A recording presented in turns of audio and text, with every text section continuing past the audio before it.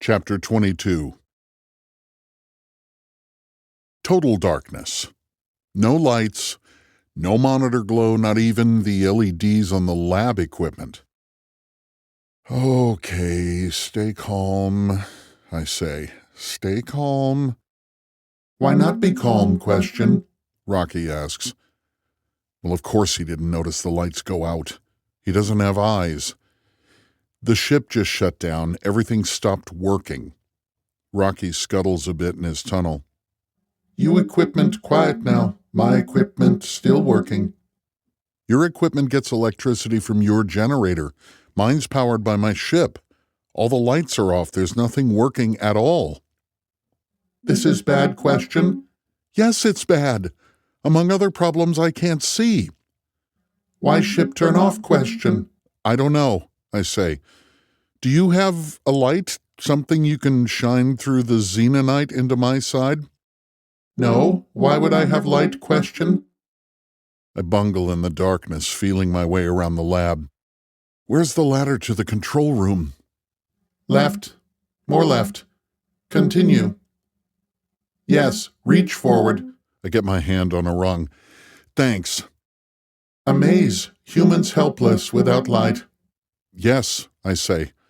Come to the control room. Yes, I hear him skitter through his tunnel. I climb up and it's just as dark. The entire control room is dead. The monitors are off. Even the airlock window provides no relief. That part of the ship happens to be facing away from Tau Ceti at the moment. Control room also have no light, question? Says Rocky's voice, presumably from his bulb in the ceiling. Nothing. Wait. I see something. Off in one corner of one panel, there's a small red LED. Definitely glowing, though not very bright. I sit in the pilot's seat and squint at the control. The seat wobbles a bit. My repair job on it was subpar, but it's anchored back to the floor again, at least.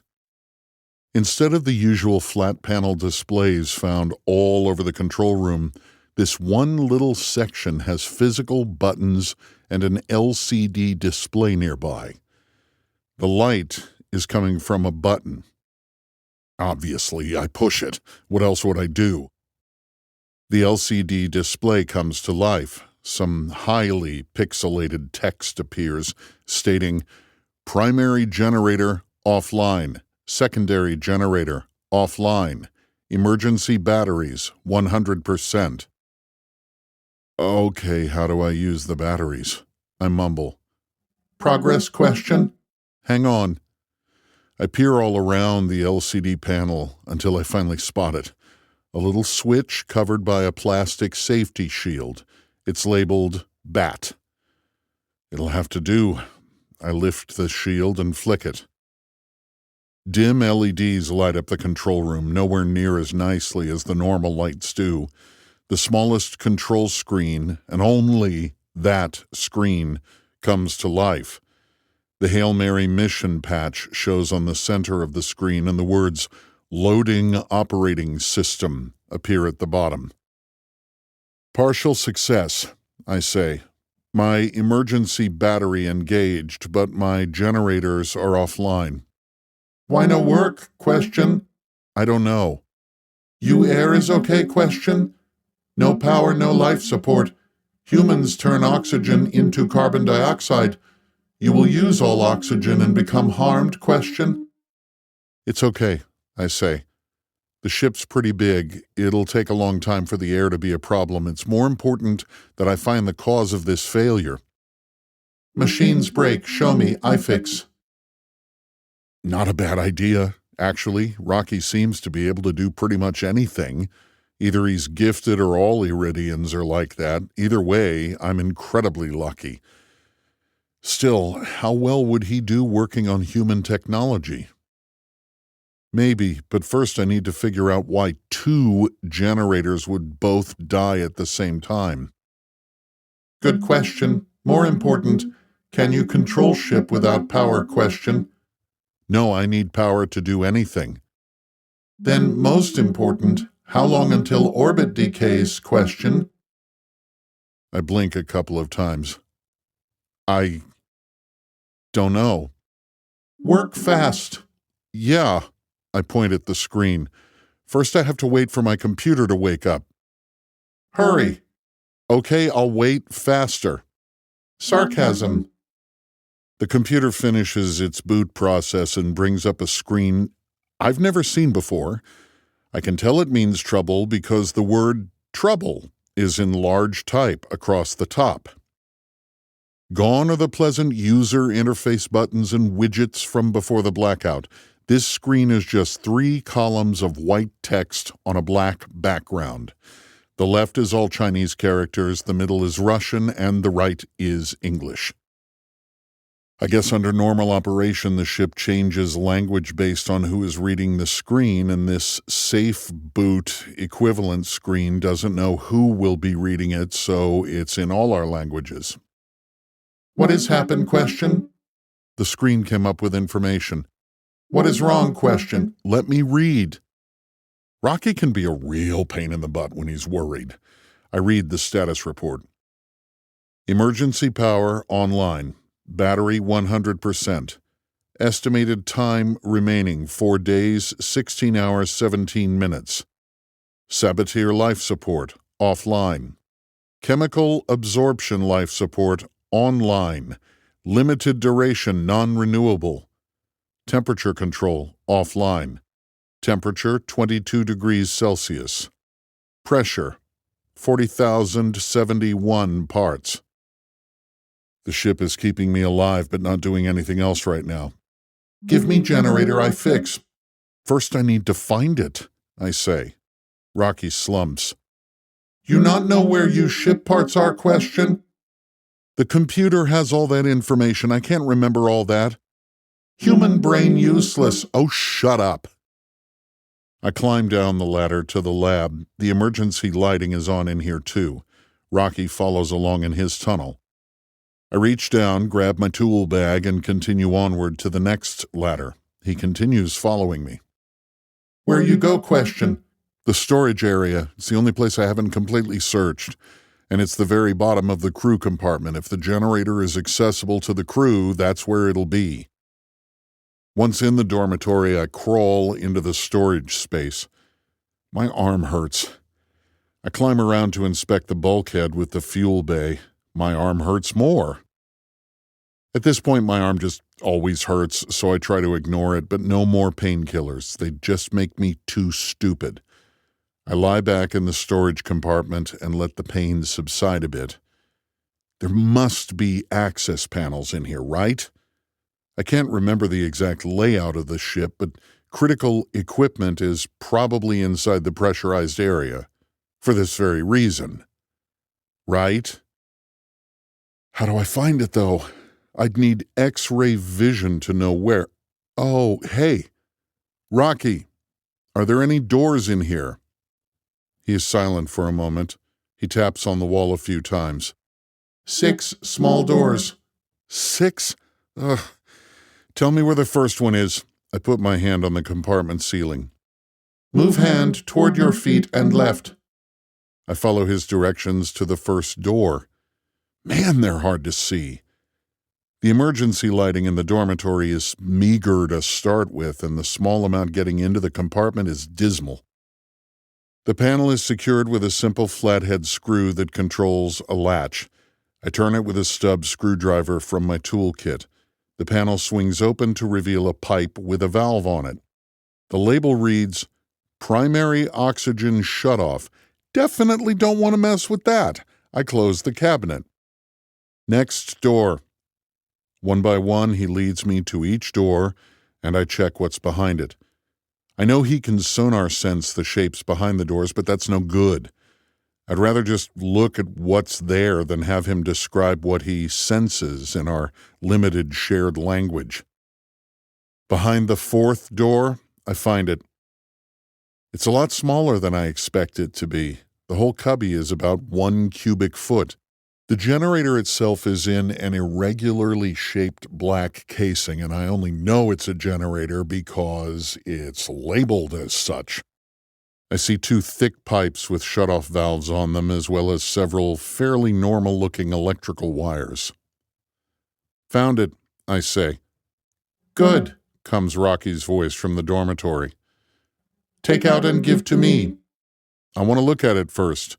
"You bad at this, I fix." "The generator might not survive your environment."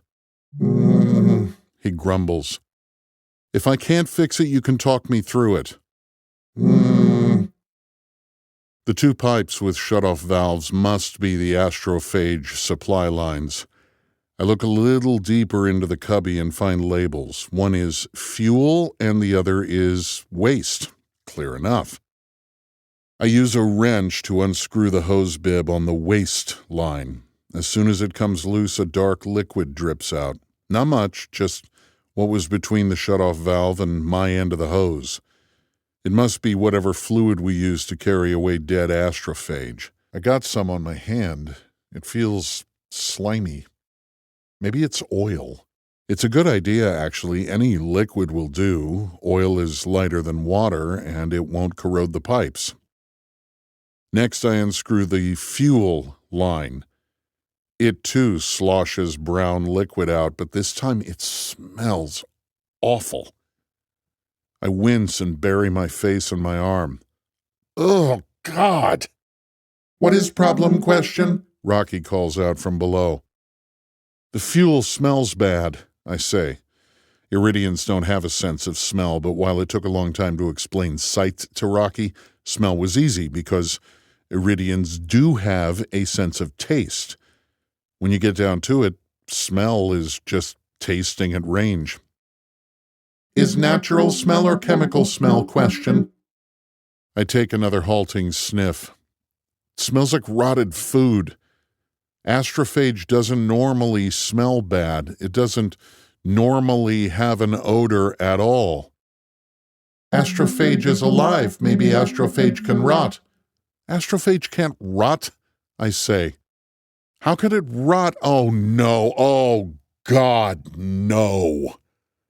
I wipe my hand across the foul-smelling gunk, then wriggle out of the compartment. Then, keeping my gunky hand in the air and not touching anything, I climb up the ladder to the lab. Rocky clatters along in his tunnel. "What is wrong question?" "No, no, no, no," I say with a squeak at the end. My heart is about to beat right out of my throat. I think I'm going to puke. I smear some gunk onto a glass slide and shove the slide into the microscope. There's no power for the backlight, so I grab a flashlight from the drawer and shine it at the plate. It'll have to do.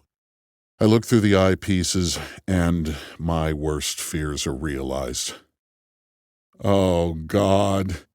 "What is problem question?" Rocky's voice is a full octave higher than normal. I grab my head with both hands, smearing foul gunk on myself, but I don't even care. "Talmiba. There are Talmiba in the generator." "They damaged generator question?" Rocky says.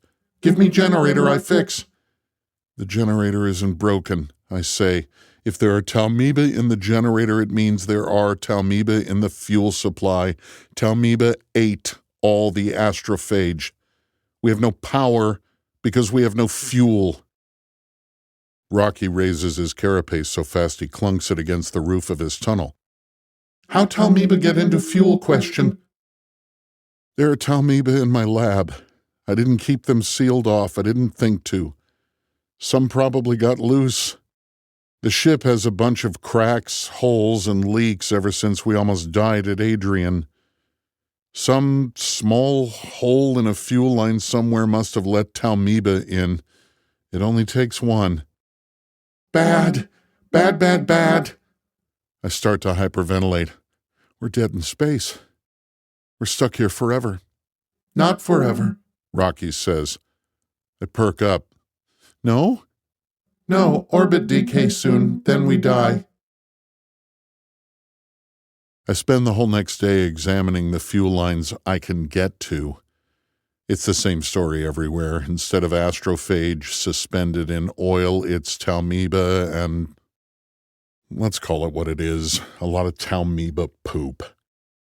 Mostly methane with a bunch of other trace compounds. I guess that explains the methane in Adrian's atmosphere, circle of life and all that. There's some live astrophage here and there, but with the overwhelming population of Talmiba in the fuel, they won't live long. It's pointless to try to salvage this. It'd be the same as trying to separate good meat from the botulism infecting it. Hopeless, I say, slamming the latest fuel sample onto the lab table.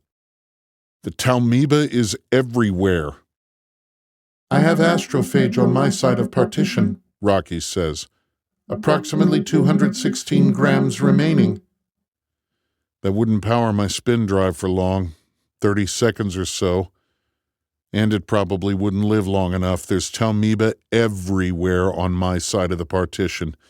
Keep your astrophage safe on your side. I make new engine, Rocky says. Talmiba turn astrophage into methane, react with oxygen, make fire, make thrust, get to my ship. Much astrophage there. That's not a bad idea. I pinch my chin. Use Talmiba farts to propel ourselves through space. No understand word after Talmiba? It's not important. Hang on, let me do the math. I pull up a tablet. The computer screen in the lab is still offline. I don't remember the specific impulse of methane, but I do know that a hydrogen-oxygen reaction is about 450 seconds. Call that the best-case scenario. I had 20,000 kilograms of astrophage, so pretend that's all methane now. The ship has a dry mass around 100,000 kilograms. I don't know if I even have enough oxygen for this reaction, but ignore that for now. Concentration is a constant struggle. I'm groggy, and I know it. I type away on the calculator app, then shake my head. It's no good. The ship would get less than 800 meters per second velocity. We can't escape Adrian's gravity with that, let alone cross 150 million kilometers of the Tau Ceti system. Bad. I drop the tablet on the table and rub my eyes. Yes, bad. He clicks along his tunnel to hover above me. Give me generator. I slump my shoulders. Why? What good will it do? I clean and sterilize, remove all Talmiba. I make tiny fuel tank with my astrophage. Sealed generator airtight, give back to you. You hook up to ship, power restored. I rub my aching arm. Yeah, it's a good idea if the generator doesn't melt in your air. If melt, I fix. A few 100 grams of astrophage isn't enough to fly around the galaxy, but it's more than enough to power the ship's electrical system for, I don't know, the rest of my life, at least. Okay, yeah, that's a good idea. At least we'll have the ship back online. Yes. I trudge to the hatch. I'll get the generator. I really shouldn't be using tools in my state, but I press on. I go back to the dormitory, get into the crawl space, and detach the generator. Or maybe it's the backup generator. I don't know. In any event, it turns astrophage into electricity, and that's the point. I get back into the dormitory proper and put the generator in our airlock there. Rocky cycles the airlock and brings the generator to his workbench. 2 claws get to work on it right away. A third points to my bunk. I work on this now. You sleep. Make sure you don't get Talmiba in your astrophage over there. My astrophage in sealed xenonite container is safe. You sleep now. Everything aches, especially my bandaged arm. I can't sleep. He points more firmly.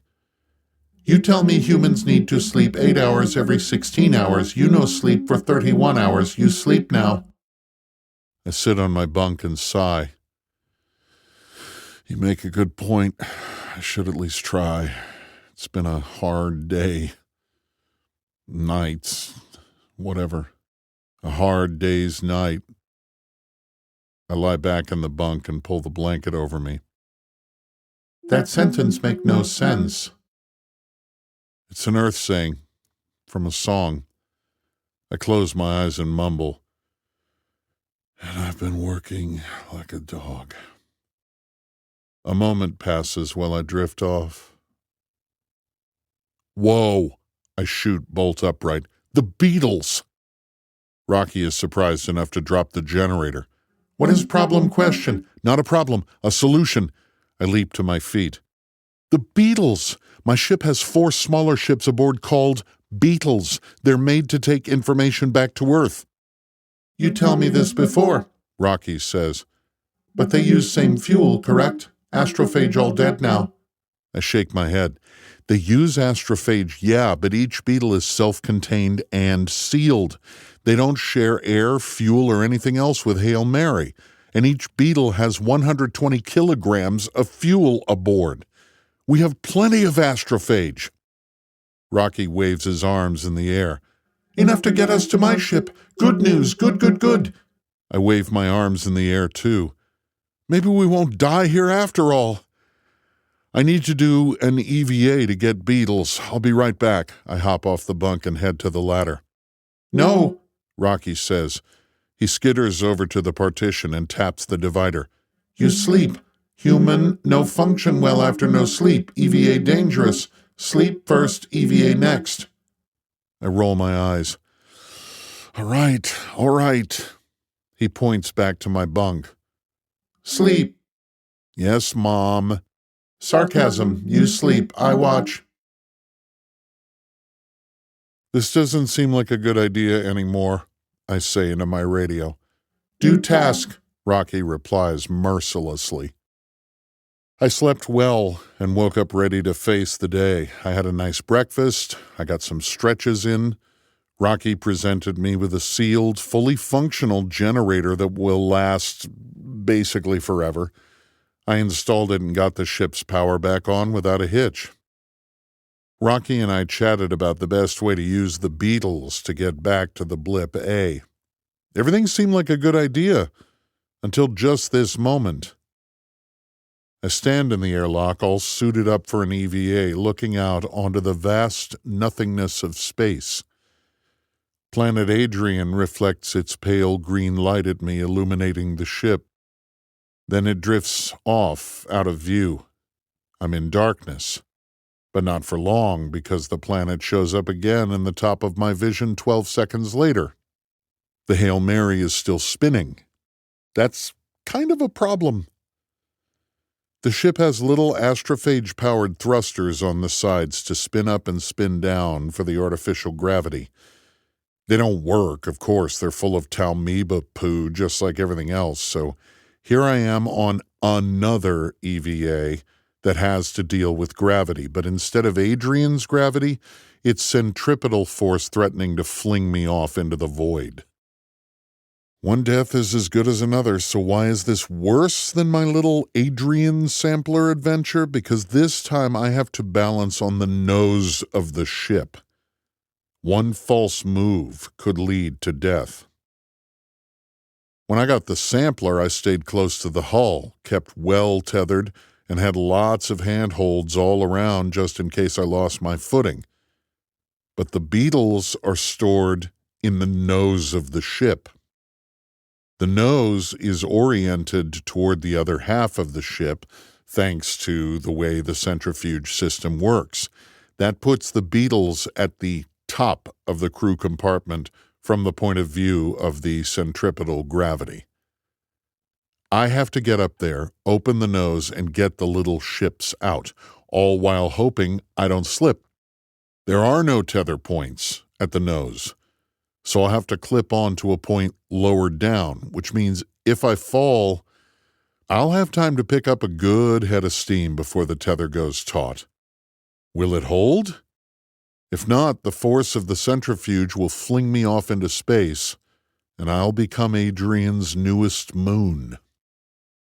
I quadruple check the tethers. I ran 2 of them just for safety. They're firmly anchored to a hard point in the airlock and also to my suit. They should be able to handle the force if I fall. Should.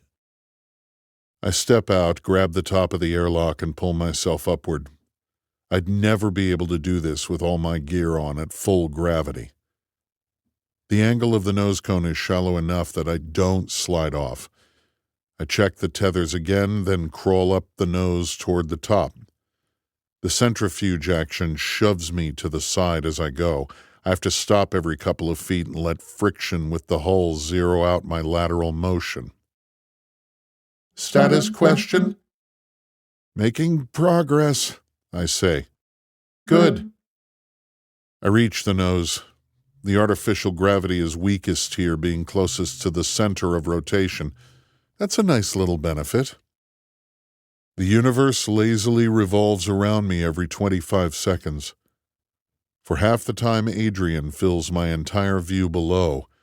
Then I get a few seconds of Tau Ceti's burning brightness, then nothing. It's a little disconcerting, but not too bad, just mildly annoying. The beetle hatch is just where it should be. I'm going to have to be careful here. I don't want to damage anything. This was all designed to be a suicide mission. They didn't care about the Hail Mary getting home. The mechanism inside has pyros to blow off this hatch. Then the beetles can launch and find their way back to Earth. Good system, but I need this hatch intact for when I go home. It's all for the aerodynamics. Yes, aerodynamics. The Hail Mary has always looked like something out of a Heinlein novel. Shiny silver, smooth hull, sharp nose cone. Why do all that for a ship that'll never have to deal with an atmosphere? Because of the interstellar medium.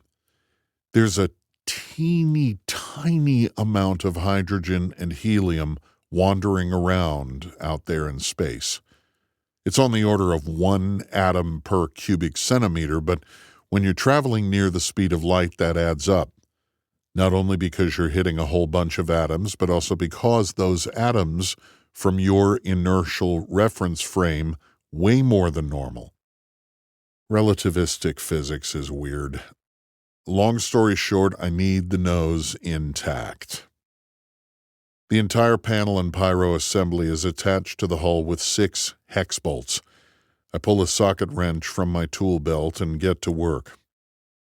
As soon as I unscrew the first bolt, it slides down the slope of the nose cone and falls away into the unknowable distance.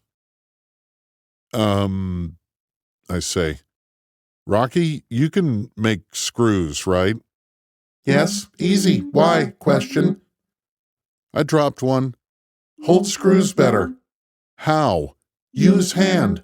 My hand's busy with the wrench. Use second hand. My other hand's on the hull to keep me steady. Use third hand. Get beetles. I make new screws. Okay. I get to work on the second bolt. This time I'm very careful. I stop using the wrench halfway through and do the rest by hand. The fat fingers of the EVA suit are awful for this. It takes 10 minutes just for this one bolt. But I get it done, and most important, I don't drop it. I put it in a pouch on my suit. Now Rocky will know what I need him to duplicate. I unscrew the next 4 bolts with the wrench and let them fall away. I suppose they'll be in orbit around Adrian for a while, but not forever. The tiny amount of drag we're getting up here will slow them down bit by bit until they fall into Adrian's atmosphere and burn up.